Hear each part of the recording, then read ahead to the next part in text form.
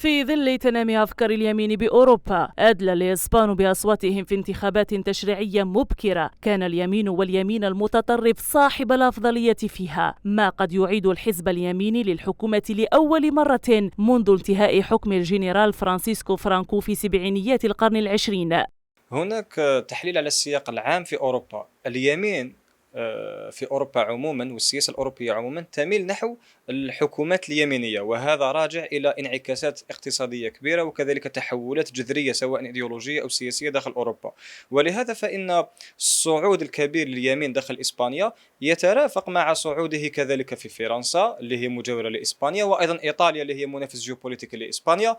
وفي حال فوز اليمين في الانتخابات ستنعكس نتائجه حتما على قضية الصحراء الغربية، بعد أن غيرت مدريد موقفها التقليدي من القضية. وقد كان هذا الملف محور الحملات الانتخابية التشريعية في إطار برنامج السياسة الخارجية للمتنافسين على المقاعد البرلمانية الإسبانية. فقد وعد زعيم الحزب الشعبي اليمني ألبرتو نونيس فيخو بتغيير موقف إسبانيا تجاه ملف الصحراء الغربية في حال فوزه الذي يؤمن به كثيرا في هذه الدورة. في جميع الأحوال لن يكون الموقف الإسباني أكثر سوء من موقف الحكومة الحالية، وأعتقد أن الموقف سيتغير خصوصا بعد وقوف الأحزاب والنخب الإسبانية على فشل الحكومة الحالية. بالنسبة للقضية الوطنية الصحراوية، فالقرار بالنهاية هو بيد الشعب الصحراوي بفضل إصراره وصموده وتمسكه بخيار التحرر والانعتاق الوطني الذي يفرض احترام حقه الذي تنص عليه المواثيق والعهود الدولية.